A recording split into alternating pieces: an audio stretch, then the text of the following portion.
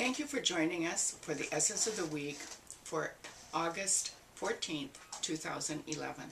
I'm Lynda Austin. Thank you for being here. I am the light. The light is surrounding me. The light is transforming me. The light is protecting me.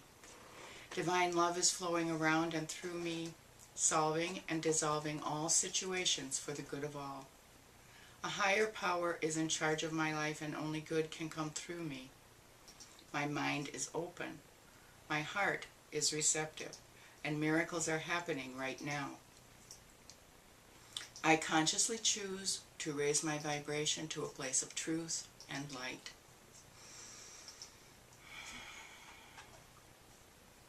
Yes, well, the channel in her message to you today is finally taking some steps to what we would call congruency in her life. For a long time, she was caught up in the logical mind. She felt that her power was in her intellect when she was a young woman. And then she began to explore her intuitive gifts, and she began to feel that that was where her purpose, where her mission lay. And finally, she is paying attention to that third member of the triad of body, mind, and spirit, which is the body. And the message that we want to give you is that, as she said with tongue-in-cheek, it is all one.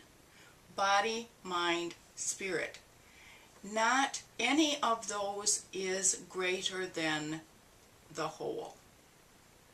Now, there are those of you who will feel that the spirit is at the top of the pyramid, so to speak. But you will find that that is true if you are totally functioning as spirit. But one of the great opportunities, because we don't use the word challenge, one of the great opportunities of being present in the physical body is to fulfill that purpose, which we have spoken of so often, which is to be a physical manifestation of love. That involves the body. We have said time and again, yes, you are a spiritual being having a human experience, and it's about the human experience. And so it is about consolidating, integrating, introducing to each other the body, mind, and spirit, to live lives that are co-creating from all three aspects of the self: body, mind, and spirit. There is no special award for having the highest level of spiritual awareness and totally forgetting that you're here in a physical presence. There is no reward for working outside of your mind. It is about integrating. It is about consolidating. It is about joining together so that you have a whole human being. Amazingly enough, you seem to separate human from spirit. And you've come to the place of separating mind from spirit. But what we say to you is this is about living wholly, body, mind, and spirit. So in the channel's case, because we couldn't get the message through to her in any other way, we got her attention through the body. Now she's paying attention to it. You are not here to learn to live without the body. You are not here to discount your mind. And you are certainly not here to remain separated from spirit. The mission, the purpose, is to live as a physical manifestation of love in the body, in the mind, in the spirit. We talked about this being a year of community, holistic, whole community. And what we're talking about is bringing all the aspects of the self together and joining into community with other whole body, mind, and spirit people. It's such a cliche. You've heard it for so long that it doesn't have any meaning anymore. It's time to stop and look at what you've been saying. Body, mind, spirit. They are all aspects of who and what you are. Father, Son, Holy Spirit, if you want to look in that, if you want to go off in that direction. There are any number of metaphors. What it boils down to is all the aspects of who you are when you are manifesting here in a physical presence. And you are meant to use all of them to serve your joy, to serve love, to be love.